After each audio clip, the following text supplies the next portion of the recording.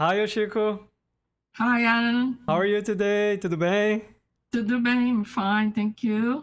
Yeah, And you? I'm fine. It's lovely to have you here. Oh, thank you very much. So, today my guest is Yoshiko Wakabayashi. She's a retired professor at Universidade de São Paulo in Brazil. Her research interests include combinatorial optimization, graph theory, algorithms, packing problems, and polyhedral combinatorics. She has published more than 50 papers in journals such as Mathematical Programming, Theoretical Computer Science, Journal of Combinatorial Theory Series B, Discrete Mathematics, SIAM Journal on Computing, European Journal of Operation Research, Journal of Combinatorial Optimization, Computers and Operation Research, and Discrete Applied Mathematics. Yoshiko supervised 16 doctoral and 20 master's students, as well as 7 postdocs. In 2010, she was named a Commander of the National Order of Scientific Merit. She was later elected to the Academy of Sciences of the State of São Paulo in 2012 and to the Brazilian Academy of Sciences in 2019. In 2020, she was awarded a prize for scientific merit by the Brazilian Computer Society. Yoshiko, thank you so much for accepting the invitation. It's really an honor. Thank you for your introduction and thank you. Yeah, so let's start. So, we call you Yoshiko here in Brazil, but what's the correct way of pronouncing your full name? Yeah, so if I were in Japan, I think I would be called Yoshiko, on the accent more in the first syllable. But here, as you know, in Portuguese, mostly are in the not the almost the second from last one. So here they call me Yoshiko. So, Right. And what about your surname? Then it's easier. I think it's Wakabayashi. So it's not that difficult. It's long, but it's not that difficult, right? Yes, it's like my surname. People tend to have problems in speaking my first name, but my family name, it's usually easier for the people here. Yeah. Uh-huh. In Germany, in fact, I had more, they would call me Wakabayashi. So for me, it was kind of, oh, that's me. And so it was kind of different from here. But Yeah. And I was a bit surprised to hear that you had to take mandatory retirement this year. You look much younger than your age. No, well, you cannot see my white hair. That's why you're saying that. But here on the right side, there, you can see some white hair. But yeah, so 75 is the mandatory age to retire. So I had to, right? So that's what I did 3 months ago, end of April. So kind of now seeing how is the my life after retirement. Yeah. So you were born in the city of Lavínia in the state of São Paulo to parents who came to Brazil from Japan in 1935. What can you share about them? Yeah, so they immigrated from Japan. Their parents immigrated to Japan. My mother was only 7. My father was 15, so they came together all in the same ship. And so this time of was when the peak of the immigration of Japanese happened. It started in 1908, but 1935 was the period with most immigrants coming from Japan.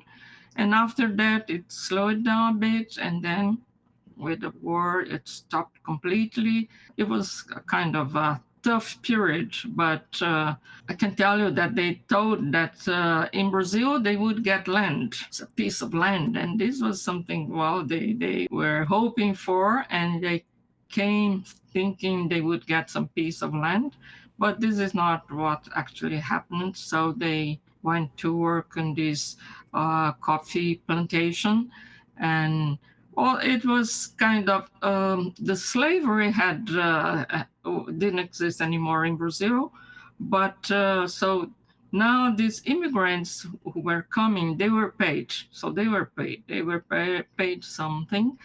But in the beginning, they had everything discounted, the ticket, the food, everything. So they got only little amount. And it took them very long to save some money and then be able to, until they could buy some land for themselves. So, and then my father moved to the city because he was really thinking about the children. He wanted them to study, and then he wanted to move to a city to give this opportunity to the children. So that's how it happened. Yeah. He owned a store, right? Yeah, in the beginning, actually, no. He started first like a taxi driver, and then later he bought a kind of a small grocery store, and then next thing was kind of an electro appliance store. It was improving along the time, but in the beginning it was very kind of hard because taxi drive at that period I don't know how it happened, but he could drive, so he did this for a while, and yeah, and in the small town it was kind of a simple store, right? So it was just enough to live and to put the children in school. Mm-hmm. And you were the second of three children, right? Yeah, I have two siblings. So my older sister, so it's 2 years older. My brother is 1 year younger, and yeah, so she did more in the area of education and work in the area of education of children. And my brother did physics, so he worked in the area of nuclear physics. So Did you speak Japanese back in the day? yeah, my first language that I learned was Japanese. So my mom always said, "Oh, you were so cute, so little, and speaking Japanese." So we spoke Japanese at home, and then when I was start 6 actually, start going to school, and then had to learn Portuguese. And then the teachers at that time said, "Well, it doesn't sound so well if you speak Portuguese and Japanese. It's better if you quit Japanese." That was the biggest mistake. But they went even to talk to my parents to say that, "Oh, it's better if she quits Japanese school."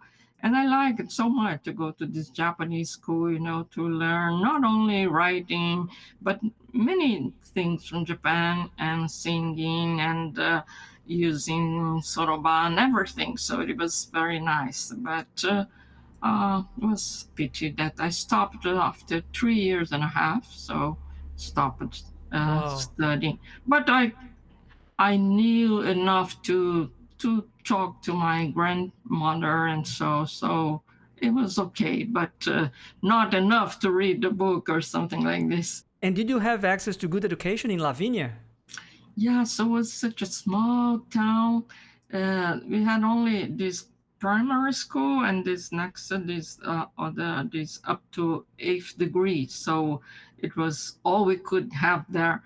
But in a way, I think I was lucky that the school was good. I liked very much the teachers, and they all liked me too. So I remember well, they were always very gentle. So I liked school because of these teachers.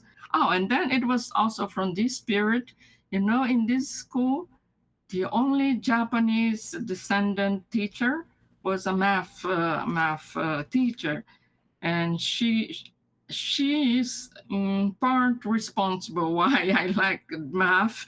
She was very good teacher, Japanese descendant, and so math and Portuguese was, had very good teacher. Yes. You were 11 when you saw the sea for the first time in the city of Santos. But it was something else that actually caught your attention during that trip, wasn't it? Yes. So Lavínia is very, very far from São Paulo, the capital city. And then Santos is further. So my father, he was driving an old car very slowly. It took us many hours to come to São Paulo. And then he drove to Santos, to this beach place, not fancy place, a very simple place. But then we stayed in a kind of boarding house. It was owned by Japanese. Maybe he had heard from somebody, and then he he knew this owner and took us there. It was a big house. It wasn't like hotel or anything. And then the good part of it that they had this table tennis table in this place, and every night we could play. So we start playing just for fun, and then couldn't even hit the ball correctly. It was going to the ceiling everywhere except on the table, and it was very fun. But we were just laughing, but we had fun doing this. But then after some days we were getting a bit better. We could put the ball on the table and then it was very fun. And so this is what happened. But then the consequence of that is that when we came home, my father right away bought a table. Oh, it was not really a table. It was kind of some piece of wood that he put on top of something. And then with some racket, we started playing at home. So it was in a veranda or somewhere like that. And then that became a kind of a big hobby, not only of us in the family, but all my friends. Because small city, you were neighbor to your friends and the other 1, 2 blocks, 3 blocks. Everybody was coming to play. And then we had good time playing. Not only the kids, but the parents. So we all became good more. Well, we were already friends, but other families also. So it was very good. And we started playing. And then we didn't have idea about, going to a championship or so. But everybody, let's go. We went to a championship. And what happened? The first game, I lost. Well, it was natural because I lost for somebody who was the champion of that year. And cried a lot.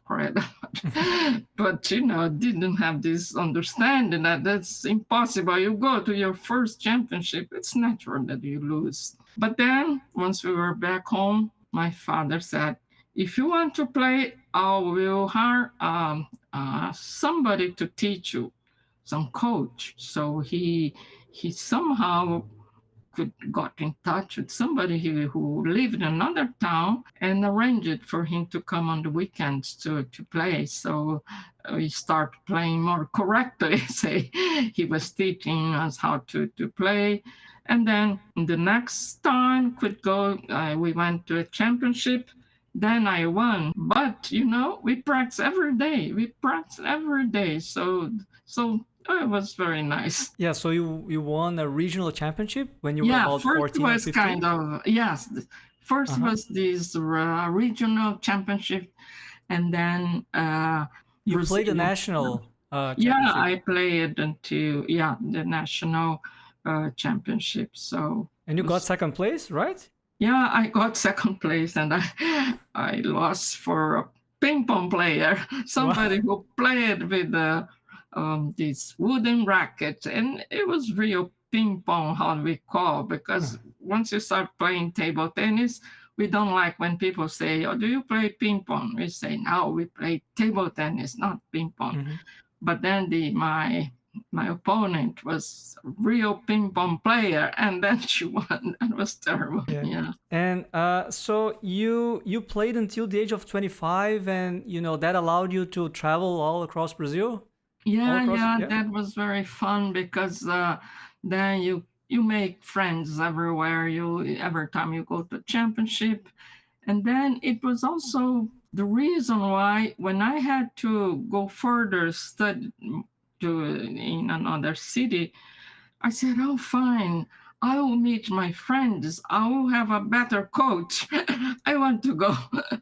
Instead of saying, "Well, I'll miss my parents or so," I said, that was going to be great because I would have more friends, a better coach. And then I was not so sad that I was leaving home and went to another big city. It was a big city. Yeah, it's very impressive to learn all of this. I had no idea that you were a table tennis player. It's incredible.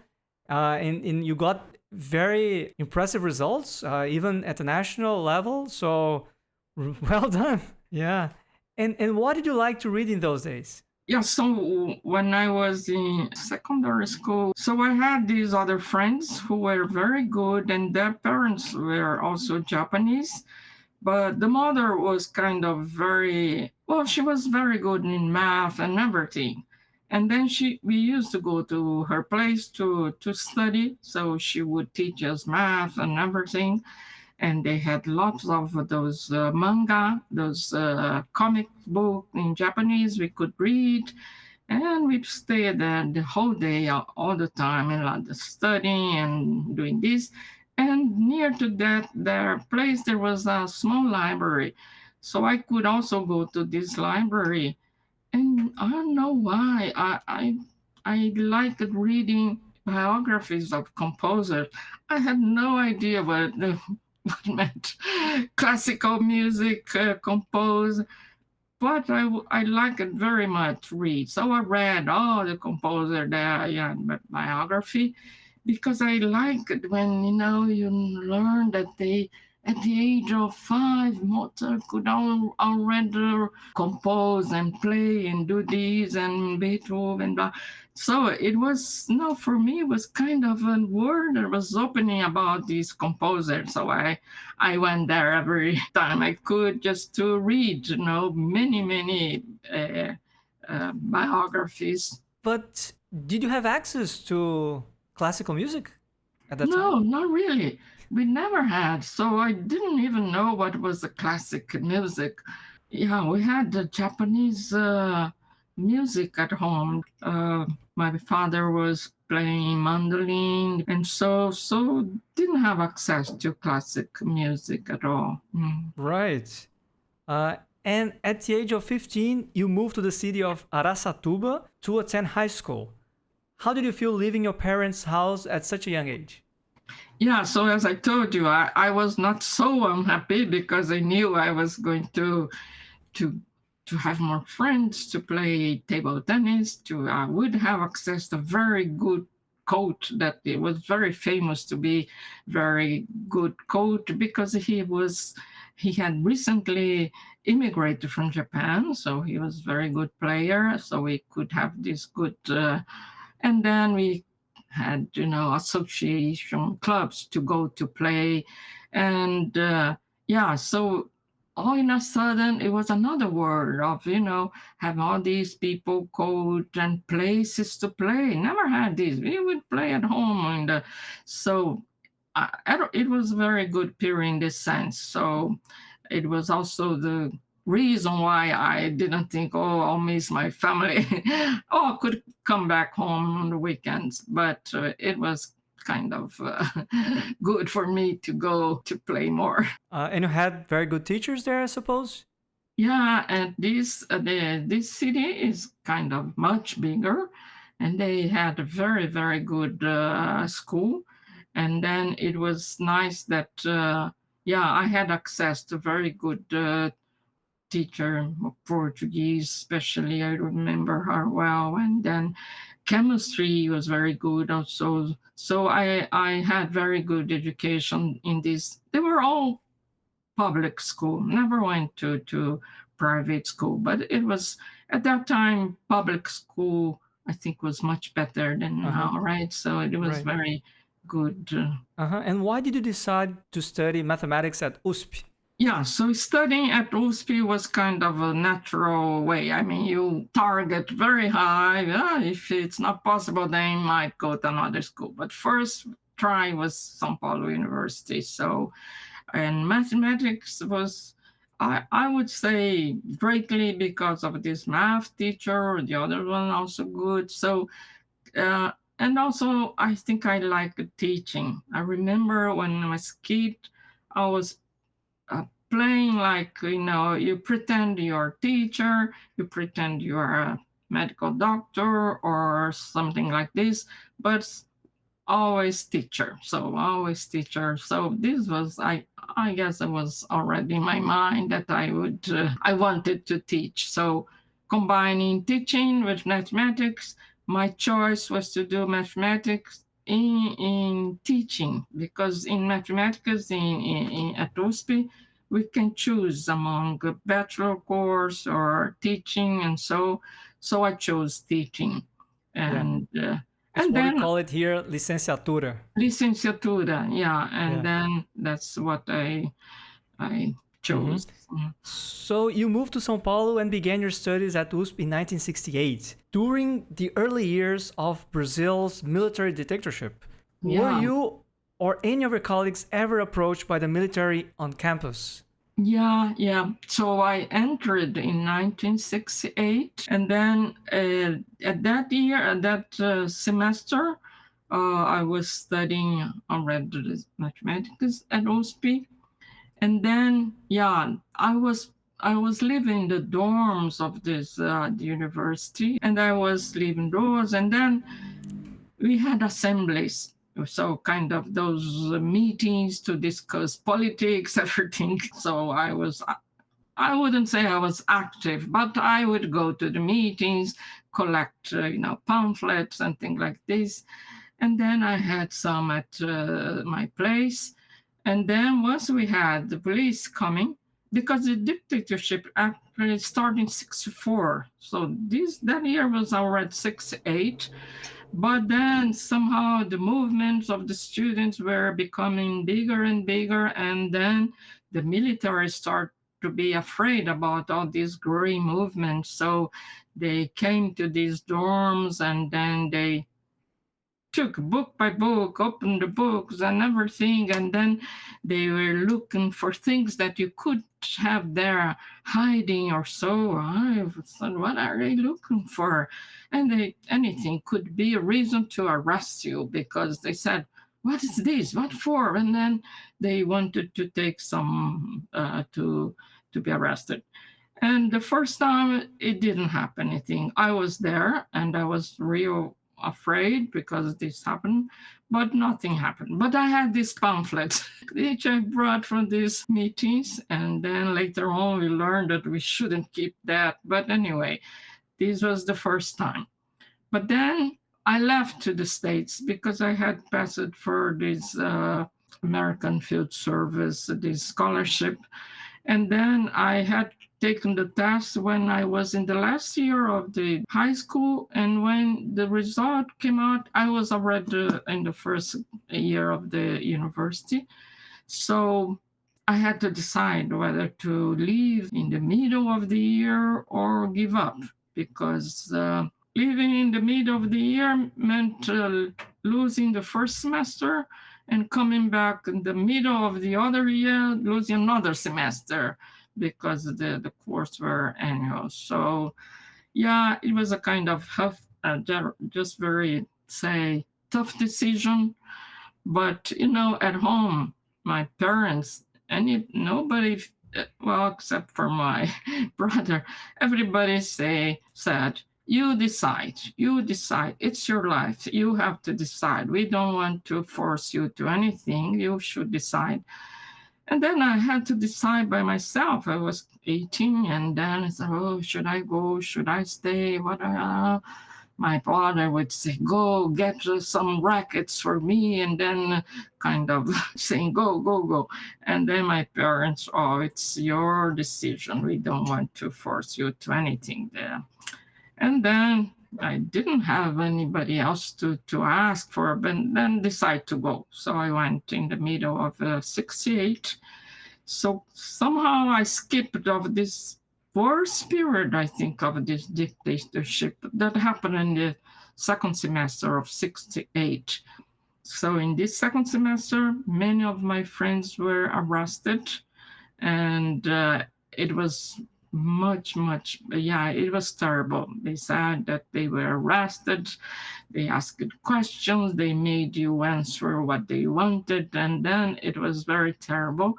One of my friends was arrested. She stayed there for 3 days, and she said it was terrible. But and then the ones who were really taking part of the movement, because they were really active on that, they all knew that something like that would happen, and they kind of skipped.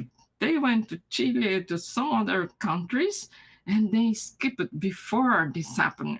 And those who were arrested were not those that were dangerous, say, but it happened. So I wasn't here.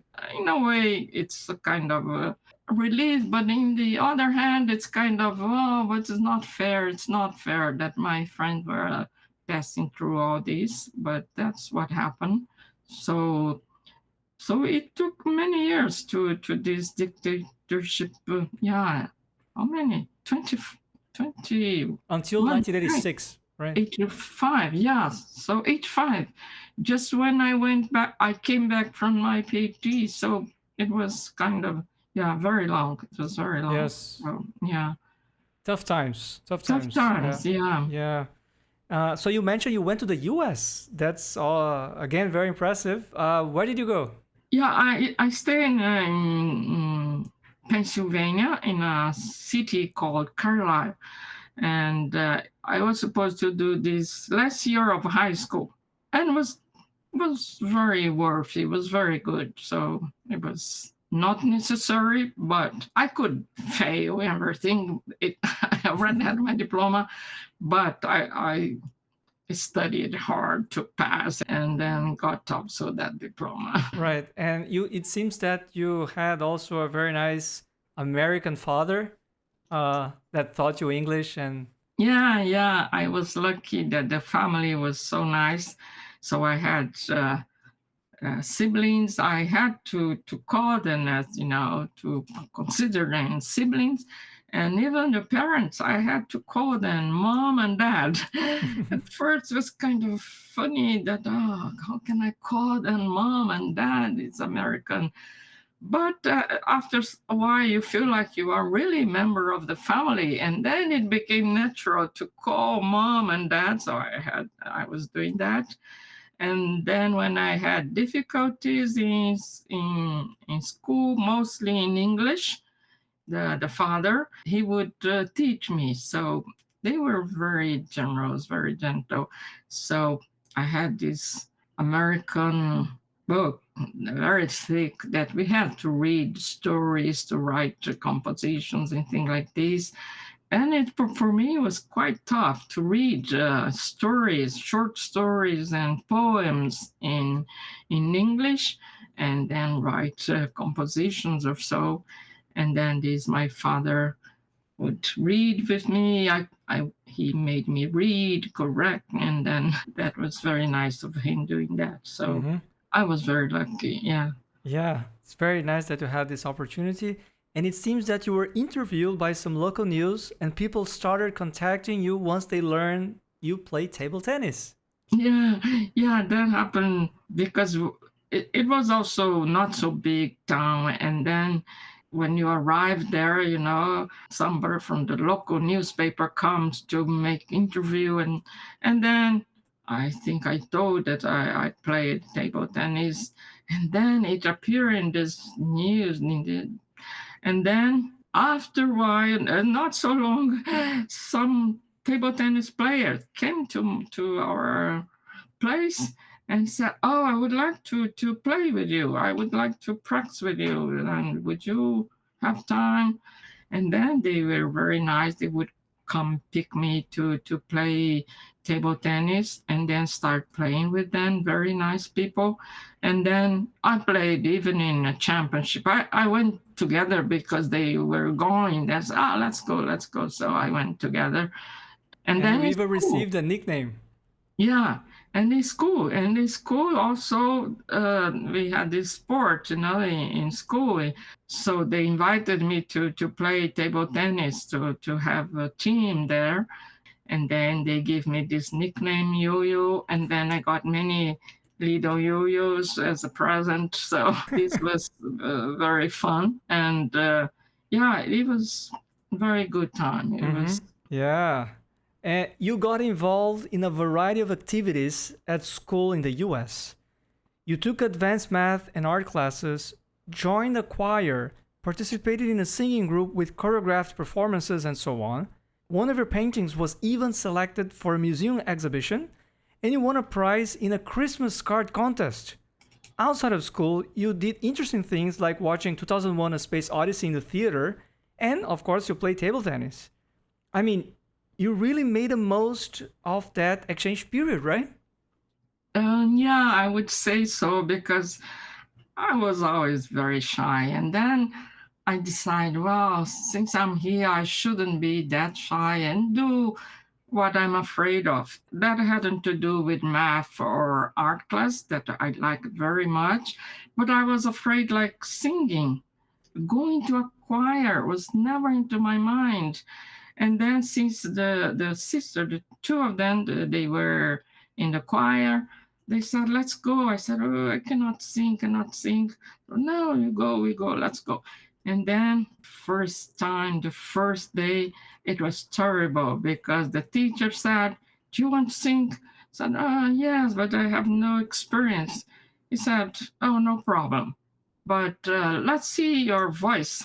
What is this? Your how do you say this? Your range, vocal Yeah, range. the range of your voice. And he sat in the piano. I start playing do re mi. I said, do I have to sing? Yes, sing, sing. Oh, it was a shame. I want to run and never come back again because I couldn't sing, and he made me sing in front of many people, and that was terrible. And I was nervous, didn't reach any reasonable tone. And then he said, okay, you're going to be alto. I said, oh, what's that? And then I learned that, I didn't need a fantastic voice. I could be alto. So, and then that's how I start participating. But at the end, it was very nice because then I was in the choir in the school, and then I was in the choir in the church. I was in the sing out group of the city, and then it was kind of, about the same friends everywhere. So it was very fun. Yeah, it was something I did because I didn't have courage and decided to have courage at this time. Yeah.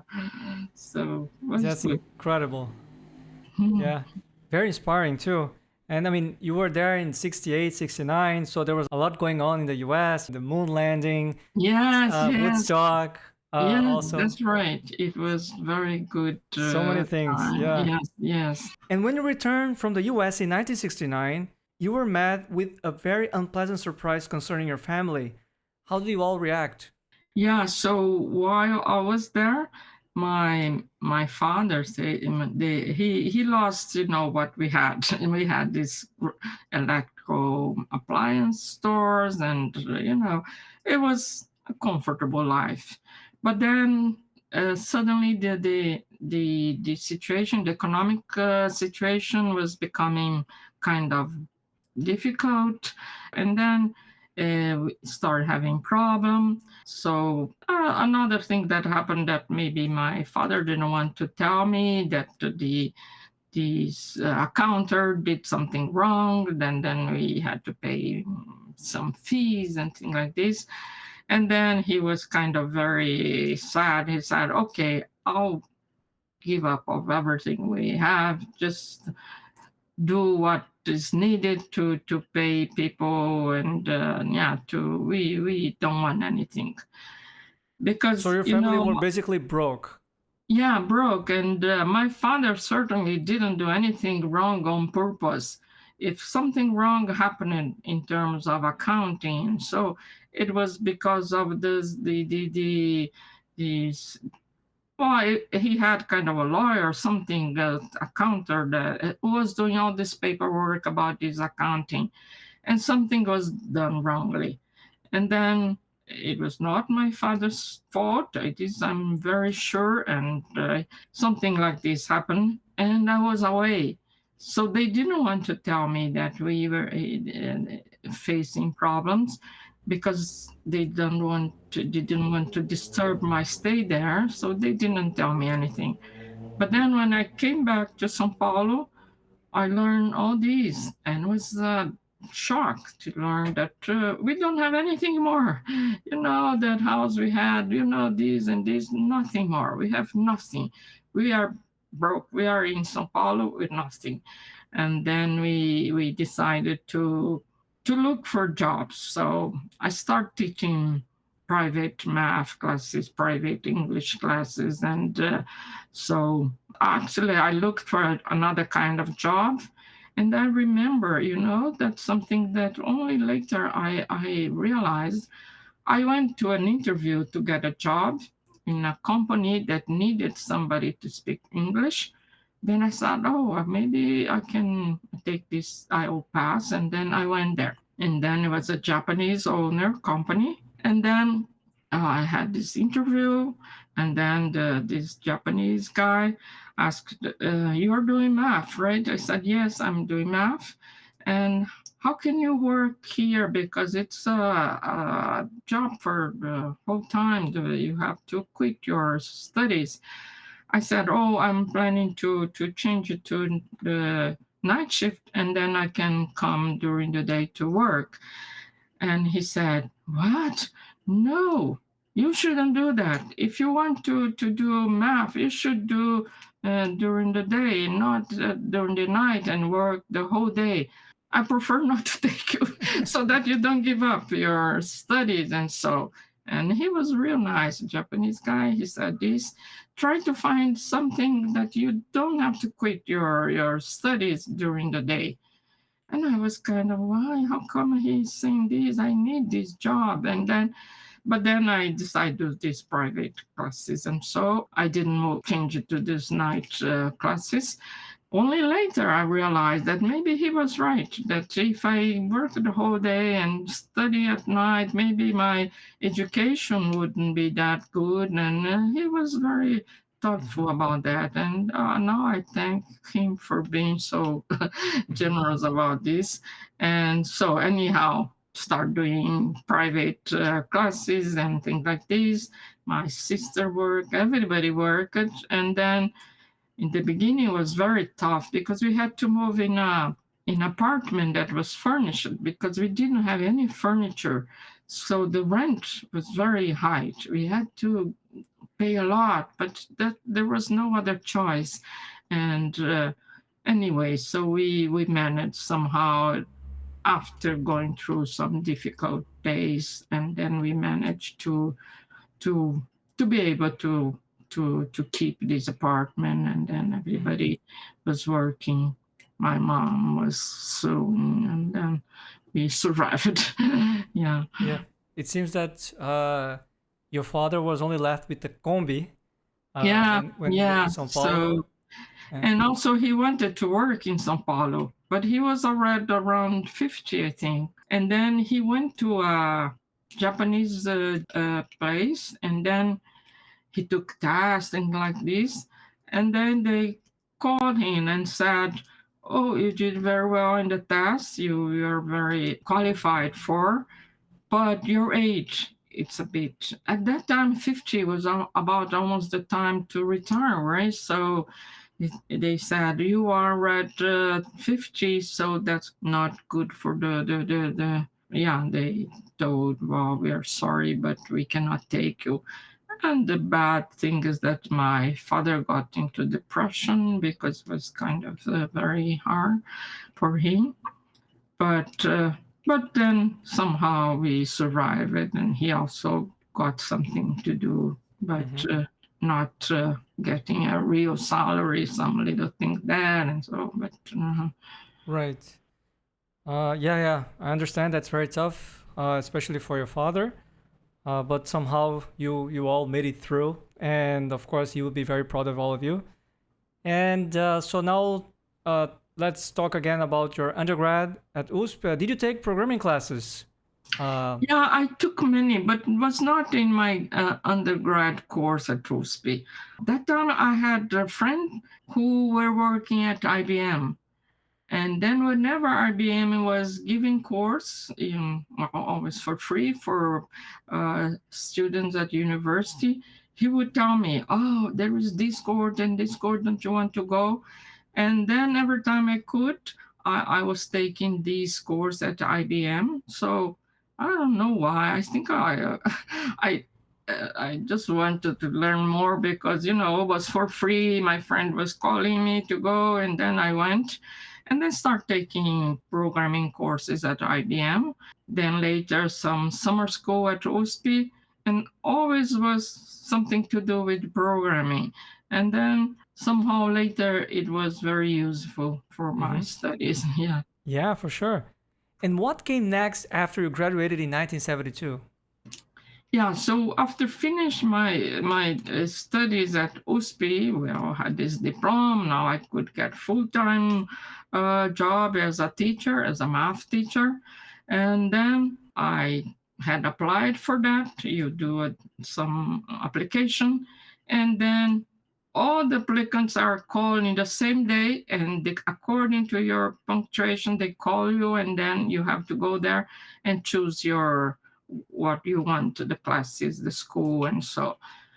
And that day, when I went, I could choose like 40 classes in the week. That meant full-time job. And somehow in that moment, I had to decide, do you want this? They asked me. I was kind of so sad that I said, oh, if I do this, I won't go back to the university. And this was kind of some voice telling me, don't get this, don't get this, too much. And then I said, no, I want only 20. 20 classes meant a half-time period. And my idea is that, yeah, I want to do more courses at OSP. And so I chose these, came back to the place where I was with my friends, colleagues, and they said, are you crazy? You had this chance of getting this full time with a whole salary, and then you are already done with, and you take only 20. I said, yeah. And I chose one bad, not bad, but one school that didn't seem so great, but it was close to USP, And close to a cemetery, too. And so it was in a bad place, And then only later I learned that it was kind of very bad place because close to cemetery in a place that nobody likes to go. And it was after six until I think 10:30 or something like this. And it was terrible. But then my idea was, I study in the university, and then at 5 something I go to this school, and then that was my plan. And then I did this because I wanted to study at OSP, and at least I was lucky that I had a friend who had a car, and at the way back she would give me a lift. I could come back to the downtown here to by car, and then I think during 2 years, maybe almost 2 years, I did this just to study at USP. So you were taking classes at USP, right? I was taking class during the day. Yeah, and also I think I was lucky that I decided to take one course that was on data structure. And I did math, so some courses in computer science, but not many. And then that was data structure. I did very well. I passed it well with a good grade. And I said, well, it doesn't seem so difficult. Maybe I'll take another one. But is it true you handwrote an assembly program for one of your assignments? Yeah, I was too naive. And then when the professor gave this homework, he was teaching us, we learned Lisp, and then we were learning something about topological sorting, the algorithm, and then he gave us this homework. And then I maybe misunderstood that it was not supposed to do in high-level language, but in it was not called assembly at that time. Was the assembler that was given to our student that was kind of invented here at USP just to teach this assembly-like language, and then it was used only here at USP. But we all knew this because that's what they taught us in the undergrad. And then I suppose that I had to do like this. And it was a handwritten long program. And then I was having difficulty in some parts. And then I went to ask the professor, I don't know what I'm doing correctly here. And then he said, let me see. And then we saw he was kind of, are you crazy doing this? That was called HAW, this hippo assembly language. So, no, you should do it in Fortran or whatever, but not in this language. Oh, sorry, but I misunderstood. No, I have to redo. And can I have more time? He said, well, if you did this, let me check. And then he checked everything. He was kind of so surprised anybody would do this. And then he said, oh, it's okay. It's okay. It's I think it's almost working, or it's working. You have to do, how do you call this? Indirect addressing, things like this. It was very tough. I said, no, that's enough. That's enough. You've done so much. You don't have to do anything. That's good enough. And then I didn't have to do this high level programming. Yeah. Mm. And how did taking a graph theory course change your life? Yeah, so it was my next course. So I was taking like those more courses like in computer science, and this one was a change, a big change. It was a very theoretical course in graph theory, and it was given by someone who was going to be my future supervisor. He did automata theory. He had his PhD in automata in Waterloo. He was Hungarian, so he had. So anyway, he gave this course, and what changed my life was the fact that he used to give exercise, 5 exercise in each list, and then he said every correct answer you get 2 points. And then at that time it was normal that if you have 5 exercise, you solve those 5. You are happy if you solve 5, right? But the way he said every correct solution you get 2 points. That meant that if I do more than one solution, I would get also 2 points for every different correct solution. And that's how he did. I was so happy because solving those exercise, I wanted to give more than an answer. So instead of giving 5 answers, giving more and more. And then instead of getting like 8 or 10, was getting 18 or so. And that was, something that made me so happy and so challenging. And then I started, liking this discipline because this is fun, and I like it to give different answers and so. And I think this was also the reason why I liked so much graph theory, and was thanks to this course and the way he was, evaluating, made me so happy. And then at the end, I asked, maybe I need a supervisor. Would you be my supervisor? So, and then he accepted. And then I started working in this area. So, You had a chance to get a tenure position at the school near your home, but then you decided to quit your job. What made you do that? yeah, so when you get this degree, if you take another, it's kind of it's not a contest. It's another exam. It's a state exam that you take, and if you pass, you are ranked, and then the state calls you to choose your place, and that place, that school, is supposed to be your permanent position. You choose, and nobody will take it from you anymore. And then I chose one school that was close to my place because I had this chance to choose. I went there and chose this school. And then I was planning to work in this school, and then it was going to be a permanent school. But it happened exactly in this period. I was taking some course at OSP, and then I was kind of, now what should I do? Should I take more course at OSP, or should I take this position that is permanent? And I was kind of not sure what to do, what to decide. And then it happened that one day the chairman of our institute, he asked the secretary, I don't know who, to call me because he wanted to talk to me. And then he said, oh, you did well in one discipline that we had other staff members doing, but they didn't do so well, but you did better. And why are you doing this course? What for? Are you planning to go to the academic area? I said, no, I don't know. I just wanted to study. Then I told him that I was about to have this position. I had chosen this. And then he said, well, but you cannot do both. Either you choose your school there, work the whole time, or you do your courses at USP. And both, I think it's going to be hard. Think about this.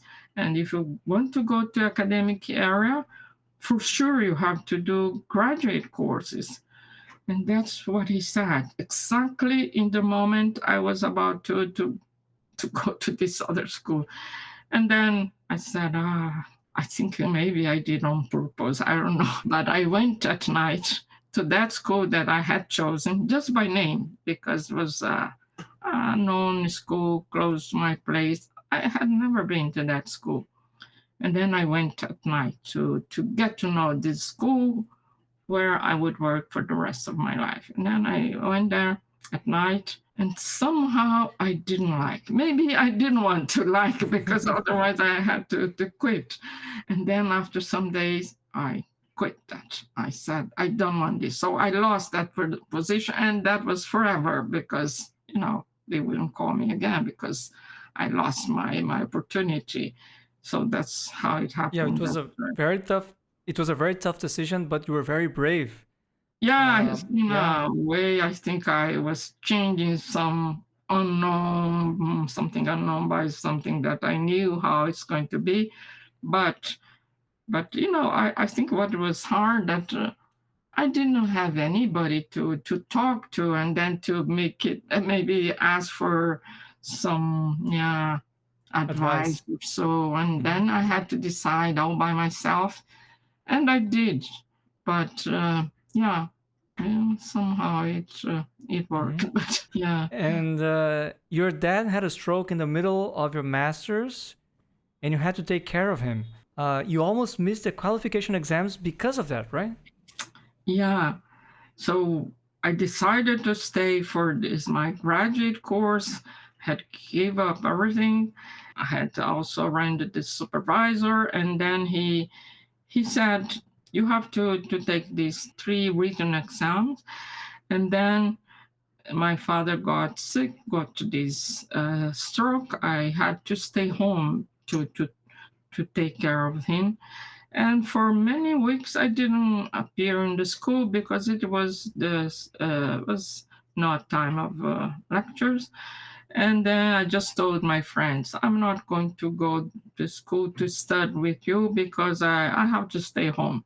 But I didn't tell my supervisor. But then when I came to speak, he said, no way, you cannot give up. You should take your exams, or no, you don't have to take 3, but take at least 1. But we have 2 chances to be approved. If you're not approved in the first, you have a second chance, but it's 2 chances in a row and nothing else. You lose everything if you don't pass. And I said, but I'm not prepared, and it's going to be in 15 days the exam. In 2 weeks I have to take the exam. I didn't study. He said, no, but at least 1 you should be able to pass. Take 1. So how should I choose? Take 1 out of 3. And I was already losing my chance if I don't take. Yeah. And anyhow, I decided to take, and then I thought instead of taking 1, because then the second time I had to do 2 and I had to pass, without another chance. And I said, oh, maybe I'll take 2, and then I'll leave one that it seemed that if I study hard, I will pass. That's what I did. And what I left was compiler construction. And then I took linear algebra and formal language. And then I passed it in this first try. And then second try was this compiler, and then I passed it. But I almost lost my chance. Everything, not only my chance of these graduate studies, but also my job that I quit. So it was kind of difficult time, but yeah. And what was your master's project about? Yeah, so I worked on Hamiltonian graphs since I like graph theory very much. And I also like the formal language, but the formal language, yeah, I had taken a course with a French professor, Christian Chifrou, who was very good. He was visiting USP and they gave this course, and so I liked it very much too. But then decided to do in graph theory. And yeah, so was on Hamiltonian graphs. And then my supervisor just gave me the topic and he said, now you study everything you can about these. You should write kind of a survey, but especially you should concentrate on sufficient conditions and try to make a comparison of all the conditions that you can study and compare them with respect to which one is independent of the other or if one is contained in the other. So I had to study. And at the end was kind of 14 sufficient conditions about when a graph is Hamiltonian. And then I had to study this and then do this comparison. And whenever I say something is stronger than this, I had to show somehow that was stronger and why this is contained. It was kind of a nice topic to do because you had learned all this. And that's when I think the first time happened something kind of difficulty because there was one condition that if you read, you have no hint how to compare that with the others. The other was on degree sequence or what connectivity or this or this. And the other one was kind of so hard, something that had to do with the neighborhood and blah, blah, blah. You read 3 times, 4 times, no hint how to compare this with the others.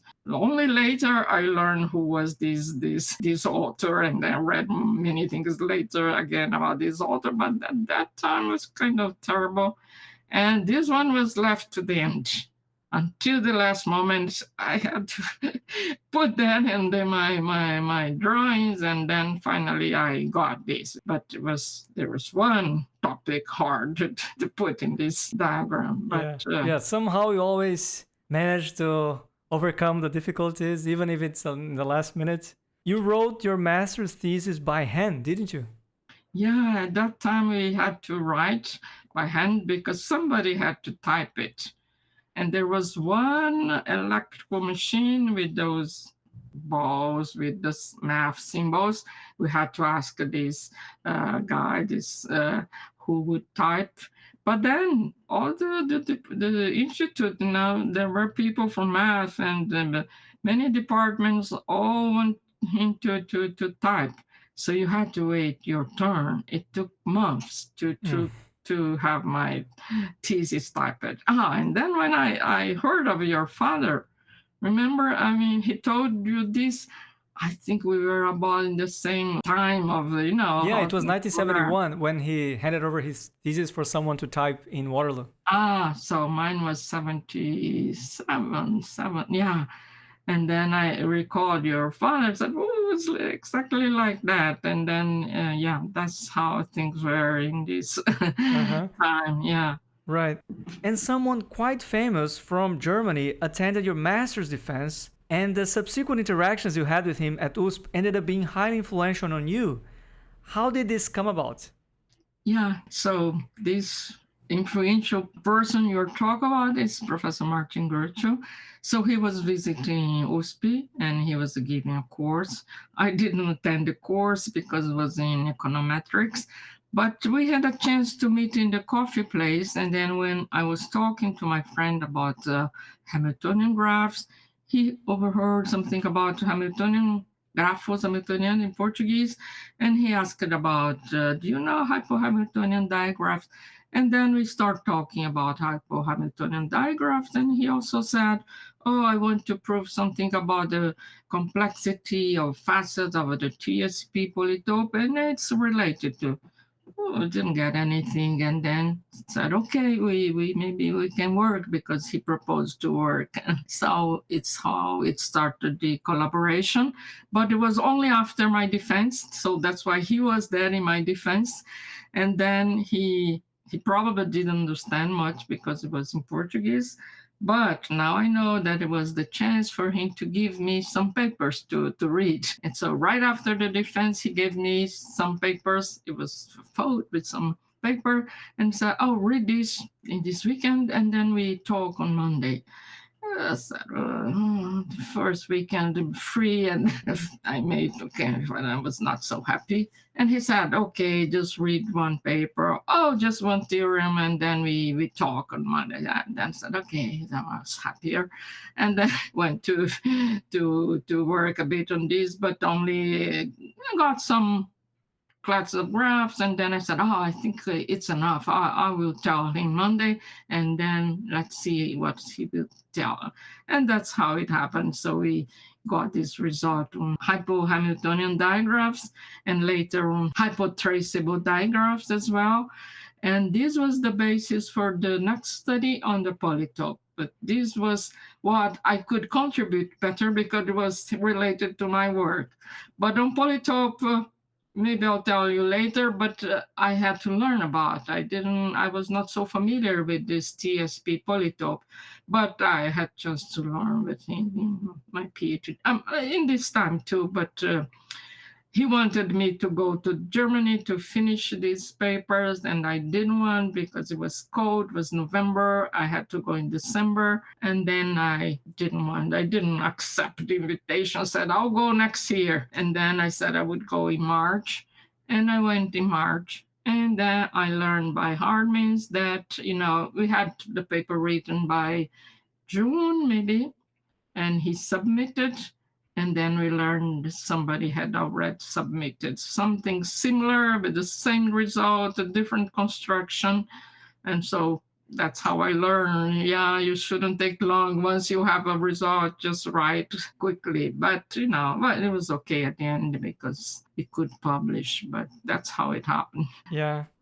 So it's good that you went to Germany in 1978 from March to June, and then you worked with Martin and you wrote several papers with him. And then you became an assistant professor and you were encouraged by your department to make plans for a PhD abroad. However, before going to Germany again, you benefited from a visit by Professor Murty from the University of Waterloo, who sadly passed away very recently, just 12 days before my dad's passing.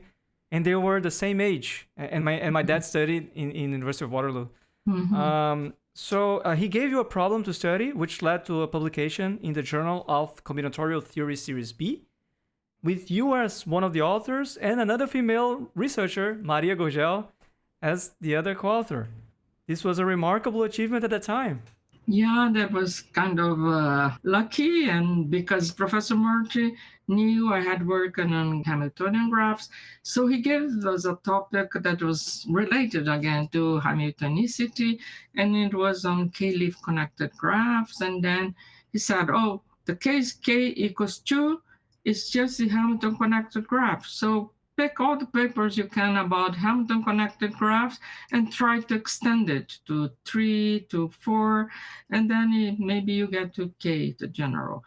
And then that's what we did. And then I knew some of those results for Hamilton connected graphs, and then kind of trying to extend it, it worked. So it was thanks to his kind of suggestions and hints. And also he was so generous. He was always, happy, saying, oh, you're doing well, go ahead. And then so it's happened because of him. I'm very grateful because he came many times to São Paulo, and I was always very happy that we could talk and take courses of him. And so I was very sad also that he passed away recently. And I had seen him only, some years ago. It was very sad. But, yeah, it's a great loss. Yeah. Yeah, but it's good that he left a mark on you, and that paper is certainly something very important in your career, especially, you have two female co-authors. At that time, in this topic. Not very common, so very, very nice.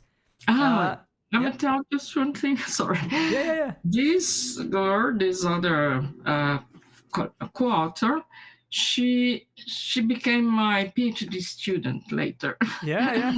Yeah, so it was very nice because she kind of waited for me, and when I came back from Germany, she said, "Oh, I was waiting for you to be my supervisor," and that's how it happened. So you finally went to Germany in 1982 to begin your PhD under the supervision of Professor Martin Grötschel. By the way, I had the chance to interview him, so if the viewers and listeners are really welcome to check that fantastic episode. And however, your first task was to pass a German exam. How difficult was that? Yeah, and so I want to say that I went very late for my PhD. You know, I finished my master thesis, and then it took very long to go to Germany.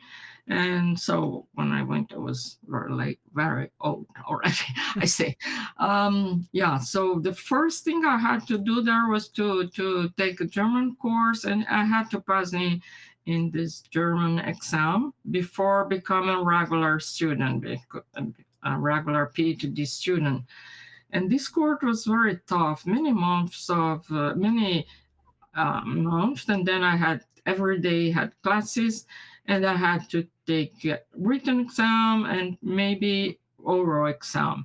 And so what I did this, maybe it took almost 1 semester, and it doesn't exist anymore. But at that time, it was very tough, and I went to these courses and exam. Mm-hmm. And you finally had to explain the Bertrand-Russell paradox in the oral exam. Yeah, I passed it in this written exam, and I had to go through this oral exam. And then in this oral exam, we get some book or some text to read, and then they call you to explain what you read. And for me, they asked me, "What is your area?" I said, "Oh, it's mathematics." So they gave me a book on logic and mathematics, and they said, "Read this, then we call you later." And then when they called me, they said, "Oh, what did you read?" I said, "Oh, it's something about this Bertrand-Russell paradox." And so they said, "Can you explain?" I said, I think I can. But then I saw a board, a blackboard, and I said, "Oh, it's a bit difficult, but can I write in the board?" Because I had to write some formulas. And then I said, "Yeah, go there and then write." And then I start writing something on the board to explain this. And then somehow I passed it. I was not so fluent in German, but then I passed it. Uh-huh. And at that point, Martin had left Bonn to work in Augsburg. Did you continue working with him from a distance, or did you follow him immediately? Yeah, so he got this position, a kind of permanent position for him, this Lehrstuhl in Augsburg. And I couldn't go because I had permission to go to Bonn. And then I had to wait some more time before getting permission to go to Augsburg. And then I spent half a year learning German, then another half a year in Bonn waiting for my permission to move. And then I was kind of getting afraid that, I was losing almost 1 year and it didn't started my studies. But at the end, it worked good. Right. And he gave you a list of problems for you to choose? Yeah, so he was commuting, sometimes coming back to Bonn and going to Augsburg. And then before going, he gave me a list of 5 or 6 problems.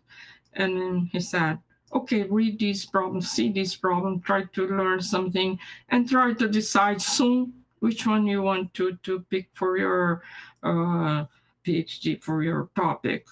And I said, "Okay." I I didn't even have papers. I just the names, and then I start hard to decide soon because I was going to be too long to start doing something. And then I decide for one of the topics and told him that I decided for one of them.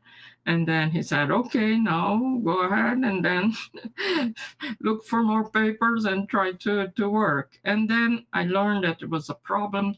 Somebody from the economic school had given him, and it was interesting. I said, oh, it seems interesting, could have more applications. And then I I like the topic. I decided without knowing anything that I didn't feel that I will be able to do something, but I chose because it's better to be quick in choosing, and that's what I did. Yeah.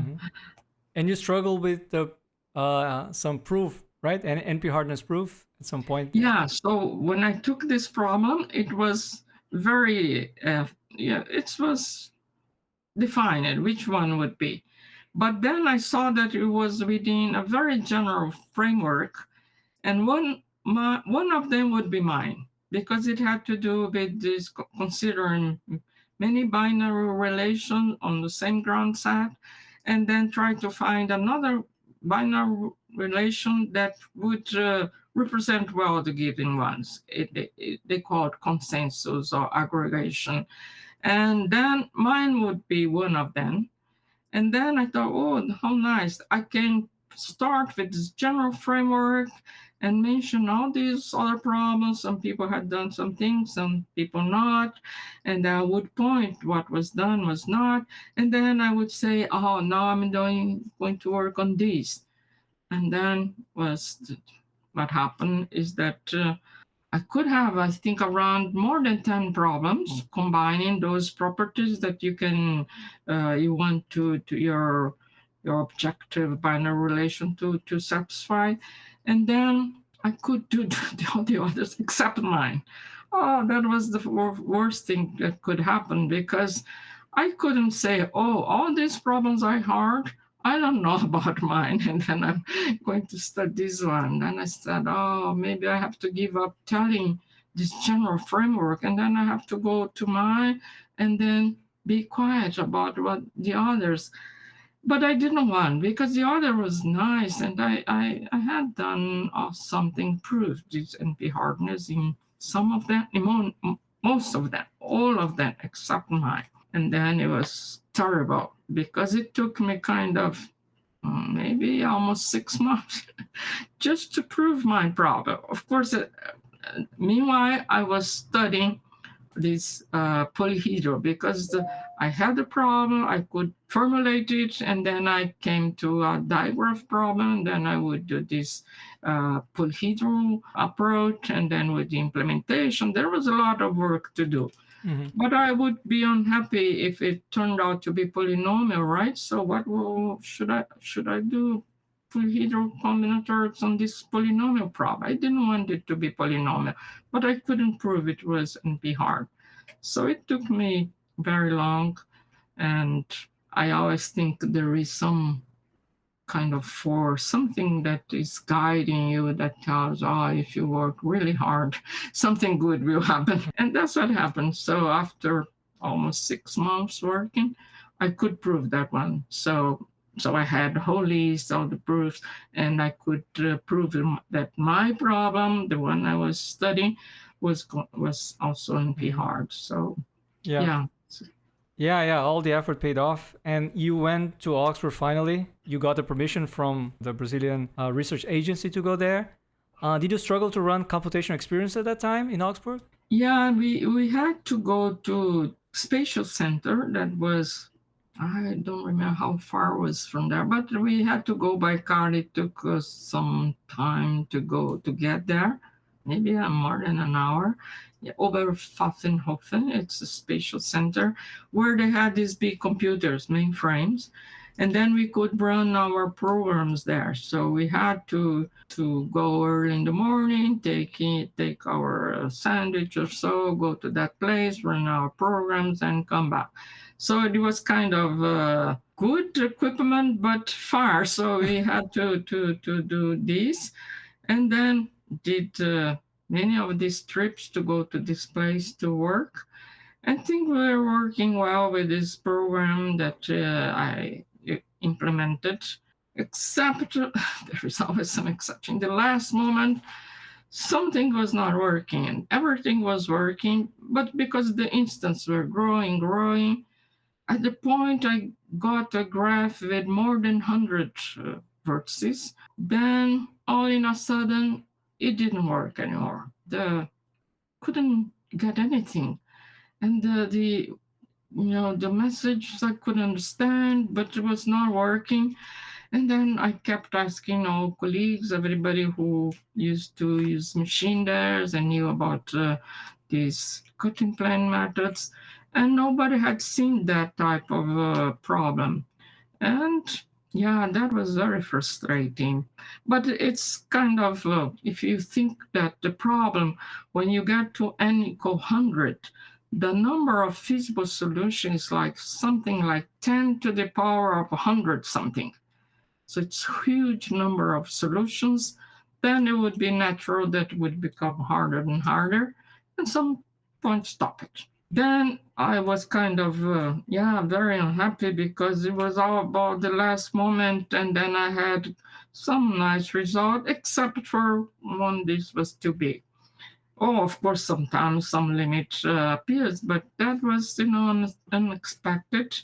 And then I started changing all the parameters, everything that I could change because I didn't know much about these big machines that we were using. And then I remember that I changed something about buffer size. I changed what I could because I thought, maybe it's this thing that is causing problem. But nobody could help me.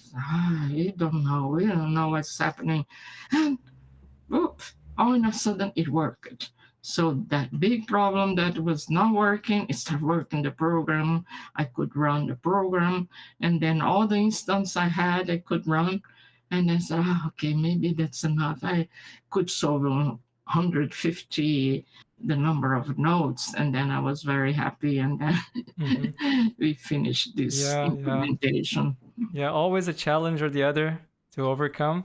Yeah, it's always like that. Yeah. I bet you met a bunch of well-known people during your PhD, didn't you? Yeah, in Bonn, that's the first time I went, I met many of them. And later in Augsburg, yeah, it was very nice that Lovas, Lex Scriver, they were finishing the writing of that book, GLS.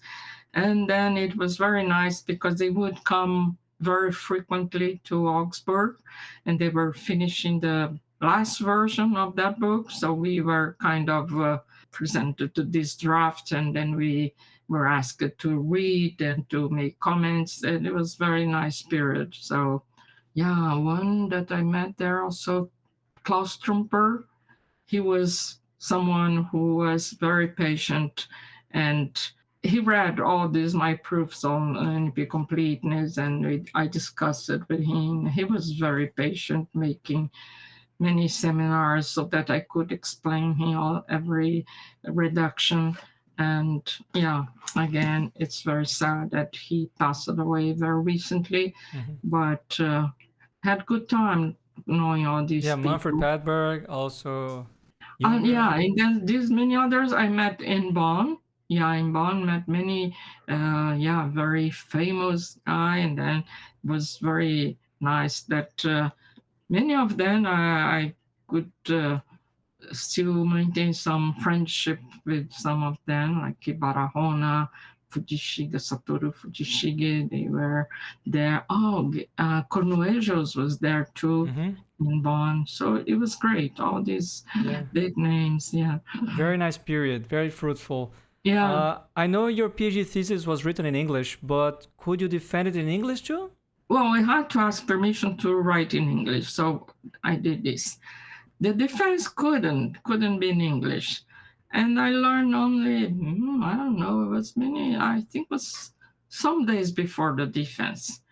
And I said, I thought it could be in English. And he said, no, the defense, no, you can't. The defense has to be in German.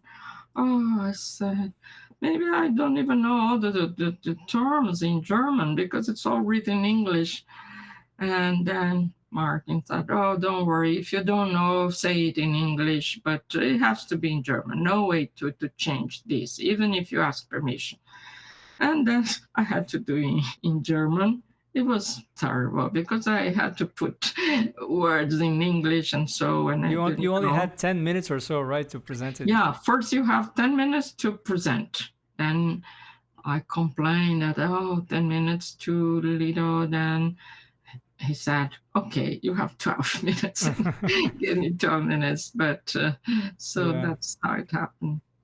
And you got 2 papers published in mathematical programming based on your PhD work. Could you briefly summarize their main theoretical and practical contributions?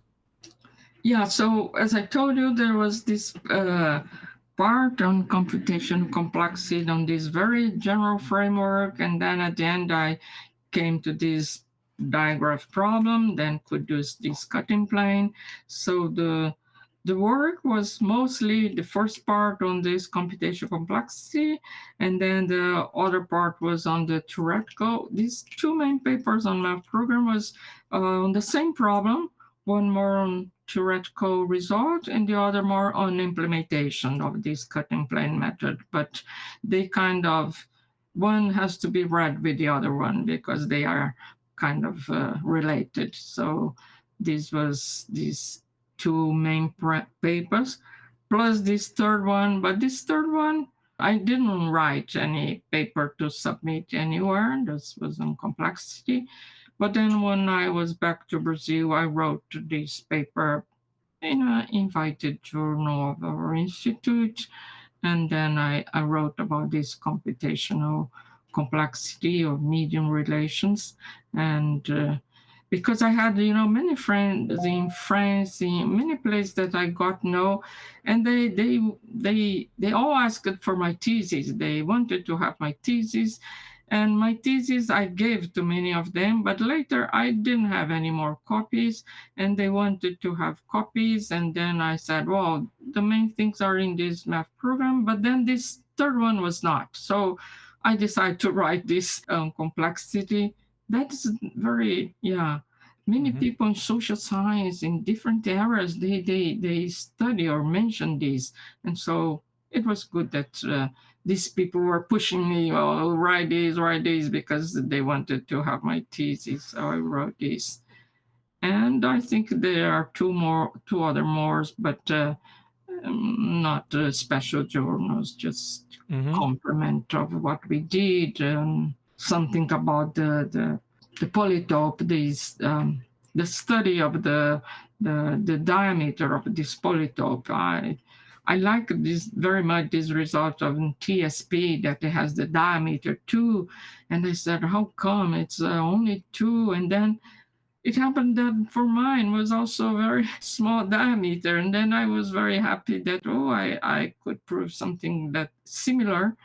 But in my case, it was different because I could characterize and find, and I had characterization of when 2 vertices are adjacent. And in DSP, this is a very hard problem. But so I would say these are the main results of my thesis. Yeah, a lot of results. And after returning to Brazil in 1986, you began to supervise students and so on. And eventually, you turned your attention to approximation algorithms. Can you pinpoint your main contributions in this field over the years? Yeah, so in the beginning was more doing polyhedral stuff, but then at some point I gave one paper on approximation algorithms, but was on a topic that I hadn't worked before, that had to do with packing. And my idea when I gave this paper was just for the student to know about the problem, but not that I was thinking to move to this area. But then it was on approximation. And then the student was Flavio Miyazawa. He came with some improvement on that paper that I didn't expect. That I was thinking, then I'll tell him to do some integer program on top of these. But then he read the paper, he came with some ideas of improvement. I said, oh, that's nice, because it was improving a lot what was in that paper. And then start working on approximations. But then he improved something, and asked, maybe you know why you are improving this. Maybe there is another improvement that you can do. You have to look for the limit of this improvement. That's all I said to him. And he was so good student. He said, okay, understood. And then he worked more, said, I think this is the limit where I can improve this because, wow, that's great. But in fact, we had another problem that we had to solve. That was some combinatorial problem to solve. What is another problem? But it turned out that then suddenly I was working approximation because of this, and then it didn't stop anymore. Then continued doing many other things on approximation that started with these packing problems. So later I moved to other approximation hours for graph problems, sequence, and different discrete structures. But it started with packing. So three-dimensional packing was the topic. Yeah. Right. What about your favorite contributions in graph theory? I know this topic holds a special place in your heart.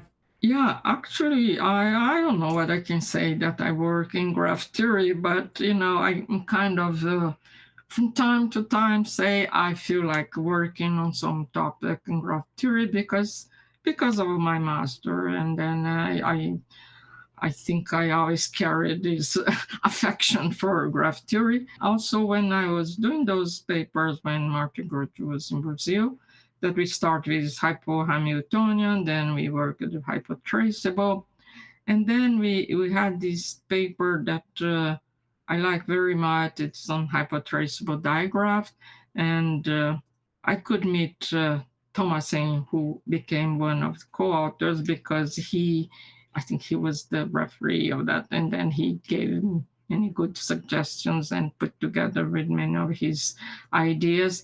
And then this became a very nice paper, and I'm very happy, proud of that. But it happened in that period when I finished my master. But then from time to time worked on graph theory. And but I shouldn't say I'm working graph theory. It's just from time to time, but I like, so whenever I have chance, I do something, and then maybe the very nice thing in accept. I mean, this paper with Professor Murty, this one with Thomasin, and then this was also because of Professor Murty. It was the last time I saw him. He came to São Paulo, and then I was talking to him. I had bought his new book, and then I was telling him, this new book has less problems than we expected. And he explained, the editor said we should put only not so many. And then I said, I have a student, PhD student.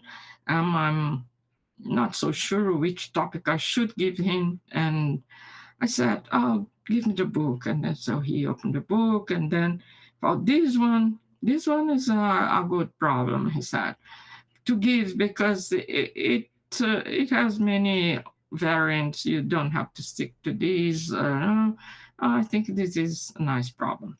It was a tough problem, and this Galilei conjecture was more than 50 years open. And Lovas, when he did something, he solved it in the first paper when he was 18, maybe, he solved almost everything. And it was kind of open for 50 years, many things. So he gave that problem. I gave it to my student. It was very nice, had to do with decomposing to paths. But then he went to West Virginia to work at CQ. And then he started working on something else, but by his own. And then he changed the subject a bit because it was also on decomposition, but it was not on the Galilei problem. But then he worked on another problem. There was again of Thomasin. It was a conjecture of Thomasin. Somehow our destiny is kind of tied. So it started Thomasin, and then later again, it was this conjecture by Thomasin that my student worked. And then he couldn't solve the whole conjecture, but he solved part of it. And then it was a very good result that made me not feel so afraid of graph theory, because I was avoiding give topics for my PhD students in graph theory. But then this student was very successful, Fabio Butler, so kind of said, oh, maybe I should have given more topics in graph theory before. But I was always giving topics in combinatorial optimization. But so. Mm-hmm. And you put a lot of effort into organizing two highly relevant schools in 1990 and in 2016. What can you tell us about the experience and the impact of those events? Yeah, the first one I was 1990 was right after, or a bit after, when I got back from my PhD, and my supervisor was kind of the founder of this event that was called the Brazilian School of Computer Science, and at that time this kind of event was organized because we didn't have books in Portuguese. We needed books for graduated courses, and we were kind of, so that was the reason, not only for the students, but also for the faculty members. So it was a very big event. It was for Brazil. And then in that year, I organized, that was in 1990, it was the 7th edition. We had the highest number of participants, that was 1,000. Wow. I almost died organizing that, because it was in a time you didn't have all these things that you have today. You had to do it by hand, sending letters and things, that it was hard. Well, no, we had some things working, but it was really hard. And then, the school took longer, because you have to start more than a year before. You have to choose the courses, you have to give the templates for the authors to write books, and then you have to print to everybody. It's a lot of work, because you have to print for many people, and then it took many hours, many days, many months to work on that. But it was something that I did that I didn't expect that would have this much of work. But I was happy, because I was helping my supervisor, who started with this school, and it was successful. So I was very happy to do that. But it took me 2 years of my life doing this. Yeah, it's true.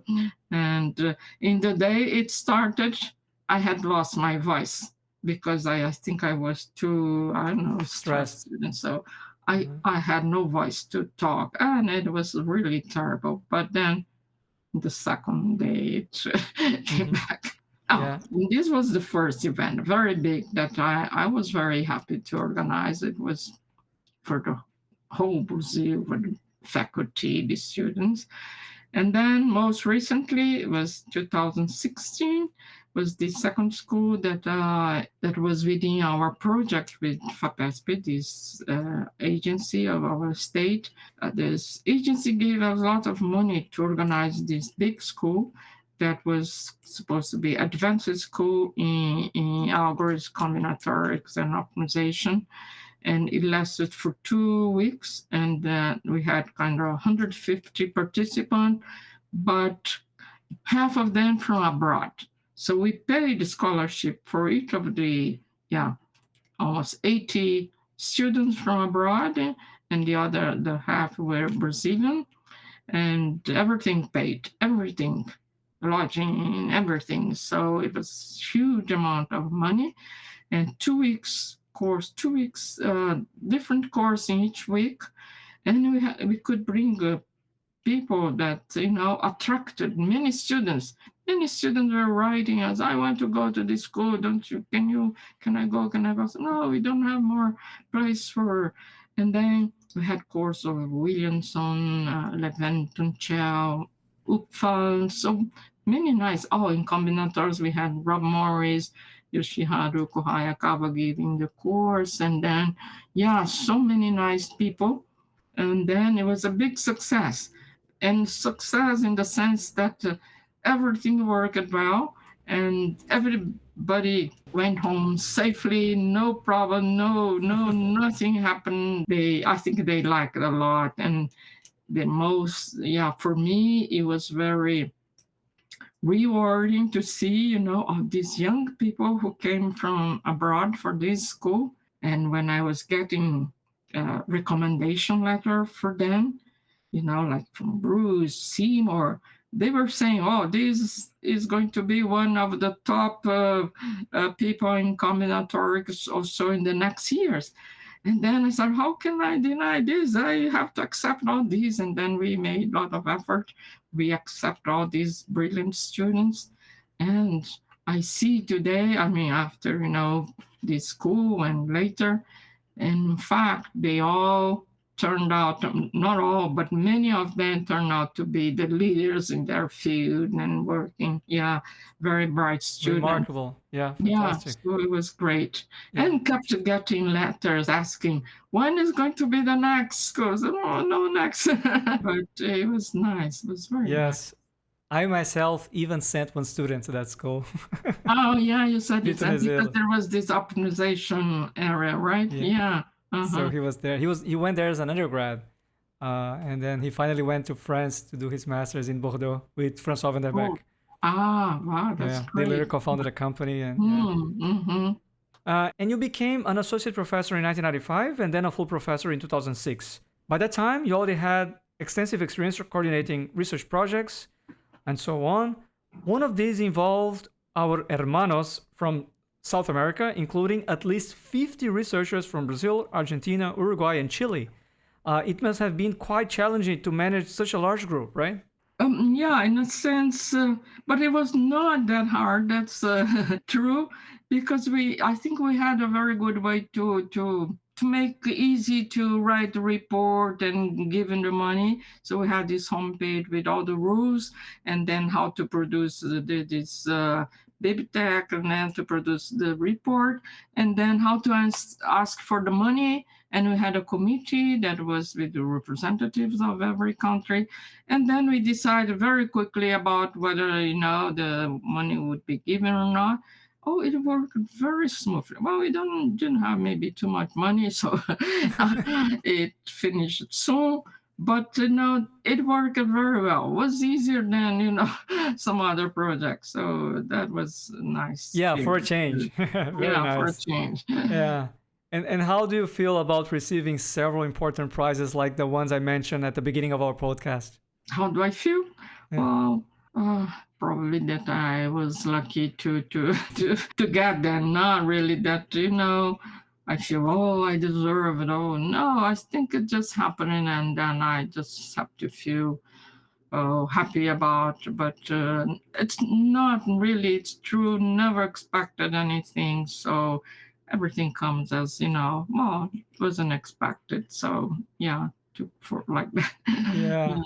Yes, you're very humble, but it's, of course, well-deserved. You should be very proud. I mean, your parents would have been very proud. Yeah, that's the only thing I think that I wish they could see this, but they didn't. But that's the only thing that... Yeah, and Yoshiko, I usually ask female guests to share their experiences and thoughts regarding gender issues. Is there anything you would like to add to the discussion?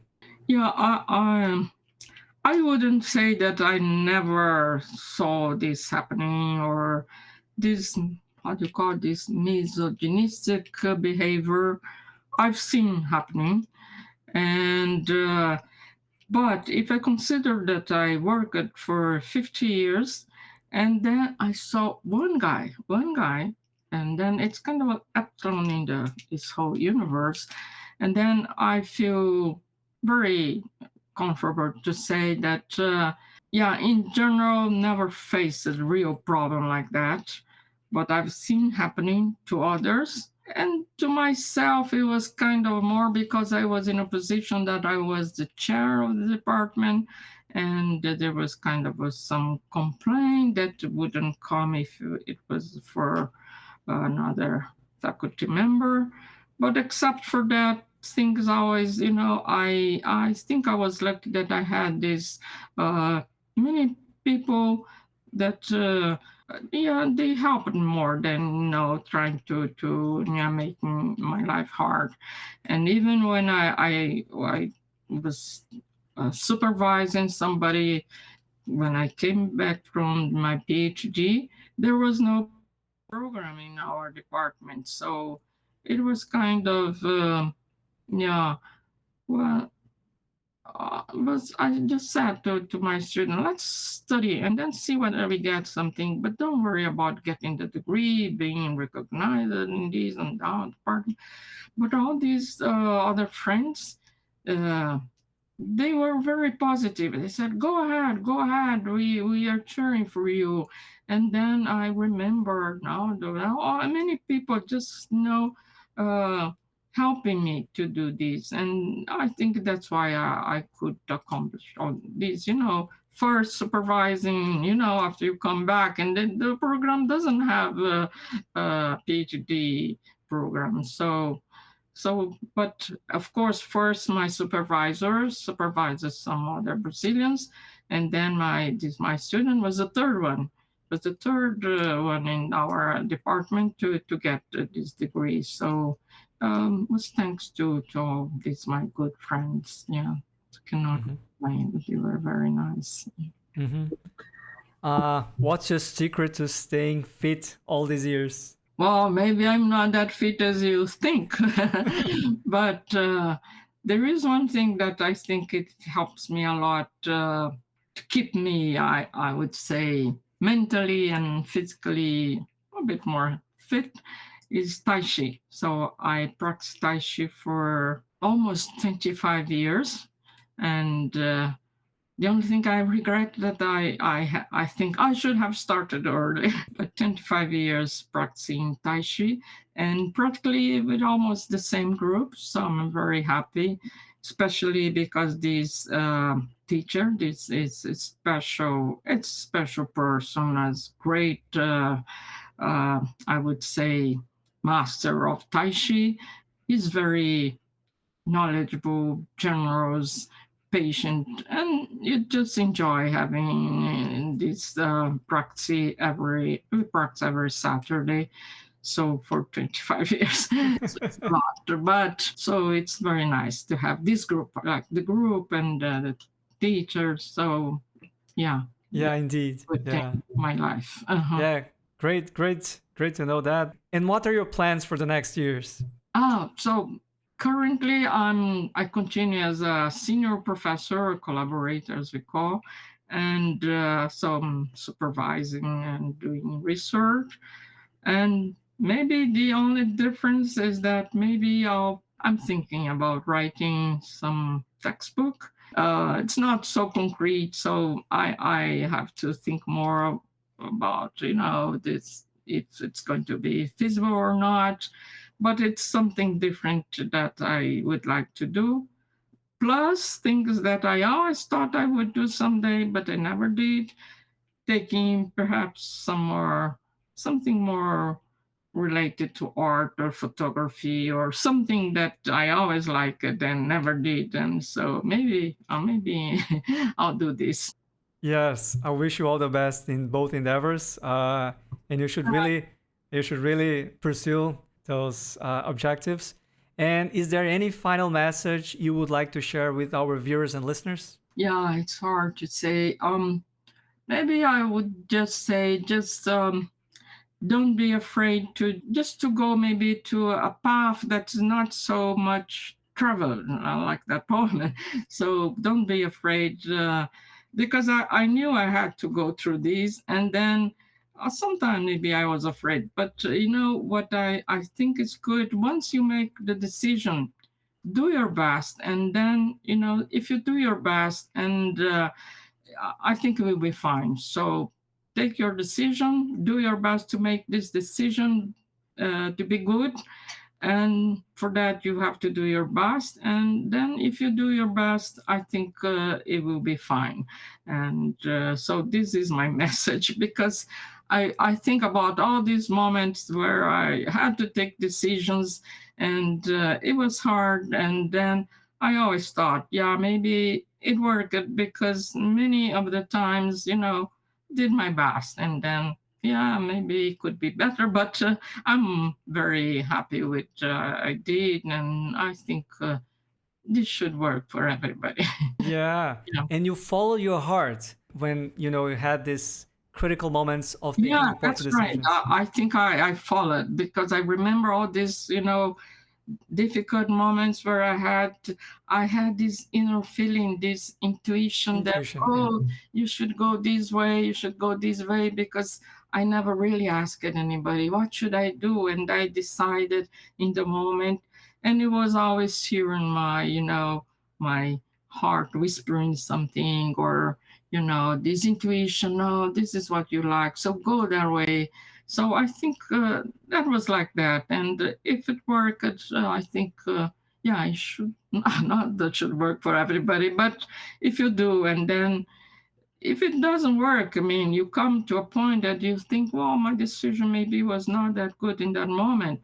You just try again, and then it's the doors are never so closed. So try again and do your best. I think it should work, something like this. Yeah. All right. So Yoshiko, I had a wonderful time listening to all your stories. You are a real role model to many people out there, especially the young girls. I hope they can get a lot of inspiration from your trajectory. And for me, it was really a treat to get to know your story. I mean, thank you so much for your time.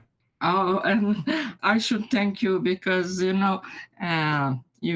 were very patient and you were very nice to just to have your time to do this, and yeah, I think, yeah, I want to comment on your name because when I learned that your name means happiness, I said, wow, how nice that your name means that. And then it's very true that, well, we talked before, but this time was kind of more formal because you had to, but it was always very pleasant for me to talk to you. And I wish you all the very best. I would say it's a nice thing that you're doing because I also had a good time listening to many of your podcasts, and I'm sure, yeah, for the area, and I think for many people, it's very nice to have all these great people talk. Well, it's not I'm saying about my case, but the others I heard that was very inspiring. So thank you very much for taking your time to do this for the others. So wish you all the very best. Yeah. So take care. Thanks a lot. Yeah, yeah, it means a lot to me, and you're very generous, and I'm the one who should thank you. So Yoshiko, as I said, I'm looking forward to reading your future book, and maybe to get to see your artwork or something like that. And stay healthy, take care of your health, keep on with your Tai Chi, and I'm sure you still have a lot to contribute to our community. And I wish also to see you in person one of these days. So Yeah. take care. Yeah, okay. Thank you very much. You too.